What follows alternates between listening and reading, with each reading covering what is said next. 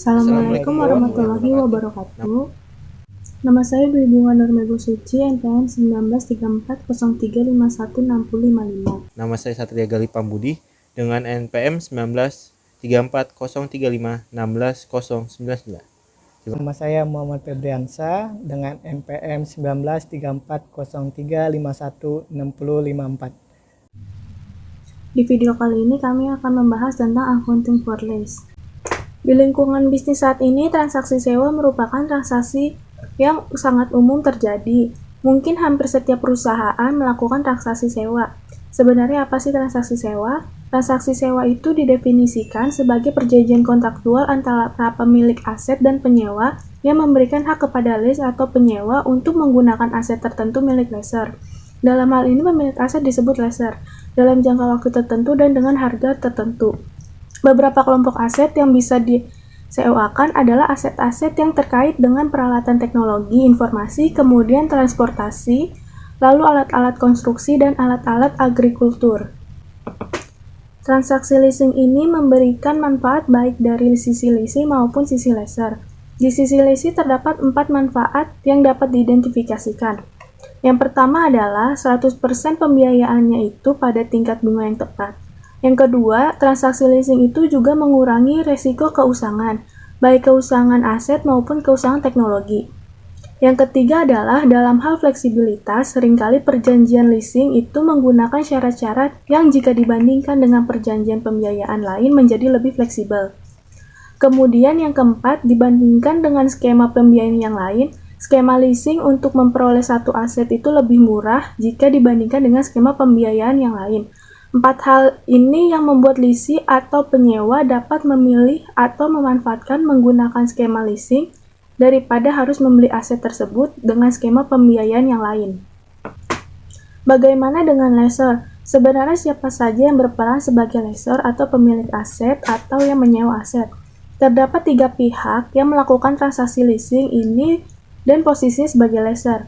Yang pertama adalah bank. Ternyata bank menyumbang 55% transaksi leasing. Jadi banyak sekali bank yang menyewakan aset atau memfasilitasi perolehan aset dengan skema leasing ini. Yang kedua adalah captive leasing. Captive leasing ini menguasai 31% dari, jadi selain dia produsen aset tersebut, dia juga memfasilitasi pembiayaan untuk perolehan aset tersebut. Yang ketiga adalah lessor independent. Lessor independent ini menguasai 14% dari pasar leasing tersebut. Lalu, keuntungan apa yang dapat diperoleh lessor? Yang pertama, jika lessornya adalah bank, maka keuntungan pertama yang dapat diperoleh adalah dari bunga. Kemudian yang kedua, jika lessornya ada produsen atau dealer, maka transaksi leasing ini bisa merupakan salah satu cara penjualan untuk meningkatkan penjualannya.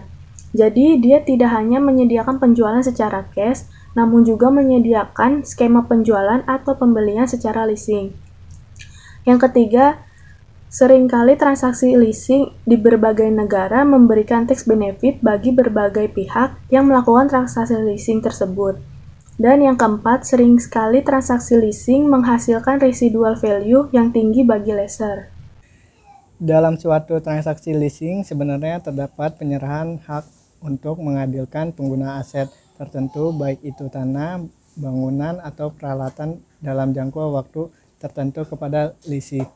Jadi penyerahan lessor kepada lisi terdapat beberapa pandangan mengenai apakah aset yang diperoleh melalui sewa ini akan dikapitalisasi atau tidak.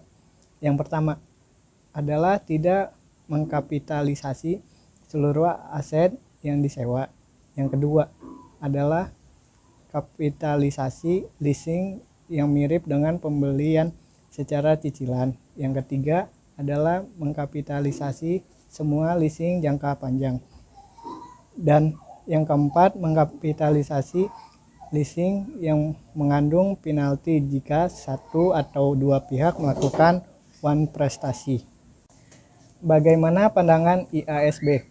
IASB menetapkan bahwa aset yang disewa itu semua dikapitalisasi, kecuali untuk leasing jangka pendek yang kurang dari 1 tahun atau sewa atas aset yang nilainya tidak substansial. disepakati nilai tidak substansial itu adalah di bawah $5.000. Hak untuk menggunakan aset dalam transaksi leasing adalah merupakan aset bagi si leasing dan merupakan kewajiban bagi lessee untuk melakukan pembayaran yang dilakukan sebagai liabilitas. Jadi lessee akan mengakui adanya aset dan liabilitas dalam laporan keuangan atas transaksi leasing yang memenuhi persyaratan untuk kapitalisasi. Sebagaimana konsekuensi dari pengakuan aset dan liabilitas atas sewa aset ini, maka lessee dalam laporan keuangan akan mengakui beban bunga atas kewajiban sewanya yang menggunakan efektivitas interest metode dan mencatat beban depresiasi atas hak pengguna aset tersebut. Akuntansi yang disebut finance lease ini diterapkan baik ketika sewa itu merupakan pembelian aser atau dikategorikan sebagai pengadilan atas penggunaan aset. Isu selanjutnya adalah bagaimana mengukur kewajiban sewa dan aset sewa tersebut. Yang perlu diperhatikan pertama adalah berapa lama masa waktu sewa. Masa sewa ini bersifat tetap dan tidak dapat dibatalkan, atau masa sewa itu bisa mengandung opsi untuk memperpanjang yang sifatnya itu bergien yang menguntungkan. Kapan dikatakan renewal option itu sifatnya bergenien? Jadi ketika lessee melakukan perjanjian leasing, perbedaan antara melakukan perpanjangan sewa dan nilai wajar itu berbeda cukup signifikan, sehingga si lessee itu kemungkinan besar akan melakukan perpanjangan sewa. Contoh, misalnya Carrefour melakukan transaksi sewa PC Lenovo untuk 2 tahun dengan harga $100 per bulan per komputer, dan kemudian dapat menyewa dengan harga $10 per bulan per komputer untuk 2 tahun kemudian. Maka dalam hal ini kemungkinan besar Carrefour akan memperpanjang masa sewanya, karena 2 tahun pertama Carrefour harus membayar $100 per bulan. 2 tahun berikutnya Carrefour hanya akan membayar $10 per bulan. Perbedaannya sangat jauh, sehingga dalam ini Carrefour akan mengakui masa sewanya itu menjadi 4 tahun. Kemudian yang mempengaruhi pengukuran kewajiban sewa dan aset sewa adalah berapa jumlah pembayaran sewa setiap periodenya. Pembayaran sewa ini pada umumnya adalah tetap, tetapi bisa juga bersifat variabel berdasarkan satu indeks atau satu tarif tertentu. Kemudian yang harus dilihat juga apakah terdapat perjanjian pinjaman nilai residu atau asetnya tersebut. Kemudian yang mempengaruhi pembayaran sewa adalah pembayaran yang terkait dengan pembelian atau opsi untuk penyelesaian sewa itu yang sifatnya sangat mungkin terjadi pada sewa masa akhir. Ini harus diperhitungkan untuk menghitung berapa lease payments, berapa nilai pembayaran atas sewa tersebut. Kemudian faktor lain yang mempengaruhi pengukuran kewajiban sewa dan aset sewa ini adalah berapa tingkat bunga diskon. Tingkat bunga diskon ini yang akan digunakan untuk mendiskonkan nilai dari pembayaran sewa setiap periodenya. Lessee harus menghitung present flow untuk menghitung lease liability dan lease asset ini dengan menggunakan implied interest rate. Tarif bunga ini yaitu tarif yang pada perjanjian leasing itu dilakukan, itu mengakibatkan present flow dari pembayaran sewa itu, dan nilai residu yang tidak dijamin itu akan sama dengan nilai wajar dari asetnya. Jadi satu interest yang menyebabkan present flow pembayaran sewa ditambah dengan nilai residu yang tidak dijaminkan, ini akan sama dengan nilai wajar aset yang disewakan. Ketika lessee tidak mengetahui implicit interest rate-nya, maka dia bisa menggunakan incremental drawing rate. Kita lihat ilustrasi akuntansi leasing ini sebagai berikut. Misalnya, ada satu perjanjian leasing yang dilakukan oleh CNH Capital dan Ivan Hoemines. Penandatanganan perjanjian leasing yaitu terjadi pada 1 Januari 2019. Dengan ketentuan adalah masa sewanya 5 tahun. Kemudian sifatnya tidak dapat dibatalkan. Jadi, ada beberapa yang harus kita perhatikan di sini, yang nanti akan mempengaruhi bagaimana kita menghitung kewajiban leasing. Kemudian, rental payment-nya adalah 20.711,11 dan dilakukan pembayarannya itu setiap tahun. Kemudian, peralatan yang disewa itu nilai wajarnya pada saat sewa adalah 100.000. Kemudian, masa manfaat dari aset tersebut adalah 5 tahun.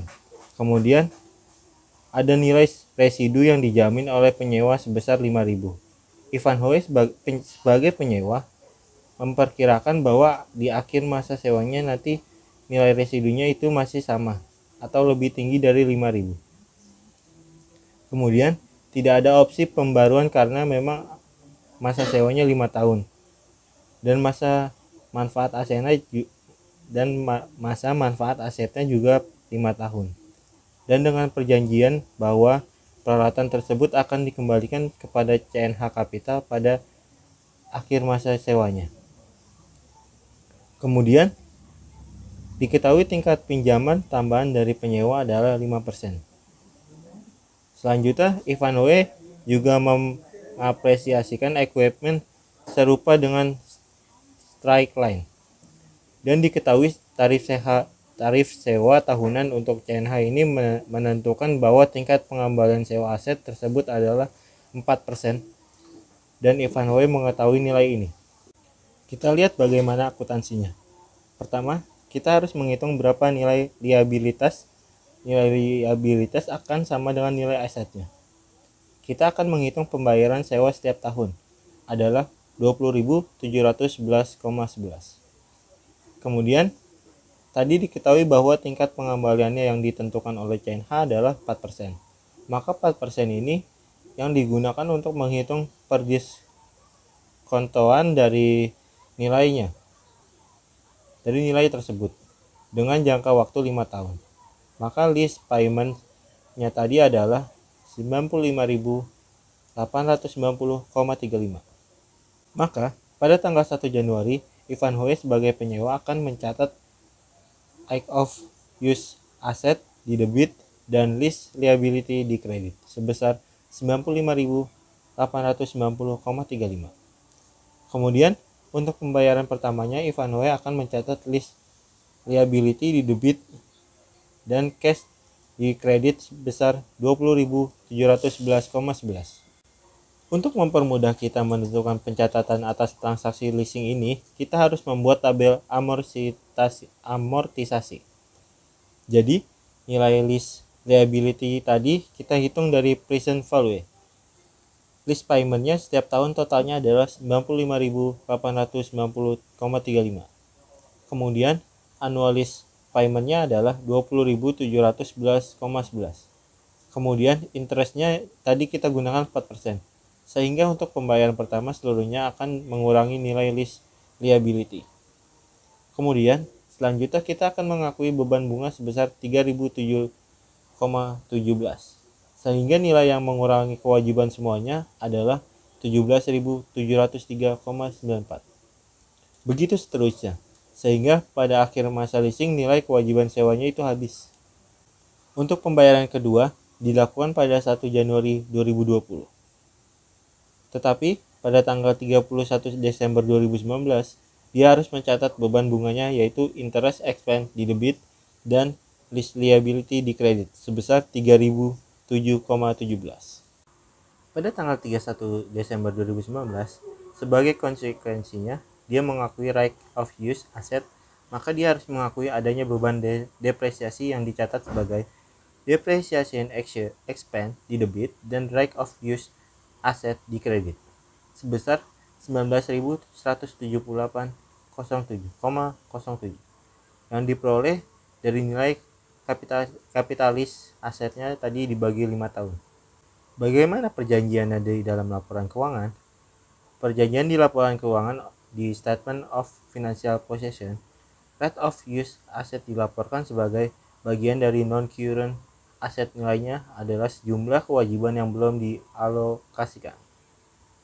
Kemudian diakui di dalam komponen liabilities adalah lease liability sebesar 20.711,11 yang berasal dari 3.007,17 bunganya tadi, dan sisanya merupakan kewajiban yang harus dibayarkan pada tanggal 1 Januari 2020.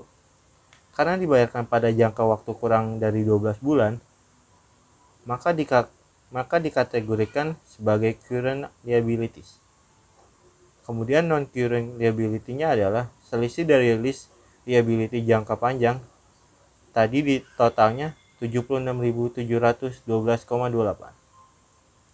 Yang belum atau yang masih tersisa dan dikurangi dengan 17.703,94 yang diakui sebagai current liability. Kemudian di dalam laporan laba rugi, Ivanhoe dia akan mencatat adanya interest sebesar 3.007,17 dan mencatat depreciation expense atas right of use asset sebesar 19.178,7. Pada pembayaran kedua yaitu 1 Januari 2020, dia akan mencatat pembayaran lease liability di debit dan cash di kredit sebesar 20.711,11 yang berasal dari bunga dan pembayaran kewajiban leasing yang jatuh tempo pada tanggal tersebut. Kemudian, ketika akhir masa leasing ternyata Ivanhoe membeli peralatan yang disewa kepada CNH pada harga 5.000, maka dia akan mencatat equipment di debit dan cash di kredit sebesar 5.000. Bagaimana dengan leasing jangka pendek atau untuk aset yang nilai rendah? Maka oleh IASB dibuat pengecualian untuk low value and short term lease tidak dilakukan kapitalisasi, tetapi dia diakui sebagai beban sewa tahunan yang akan masuk ke biaya operasional. Low value lease, jadi dia akan mengakui sebagai lease ex post kepada saat terjadinya. Begitu juga dengan short term lease yang kurang dari 12, maka dia akan diakui sebagai lease expense pada saat terjadinya. Sekian penjelasan dari kami, kurang lebihnya mohon maaf. Wassalamualaikum warahmatullahi wabarakatuh.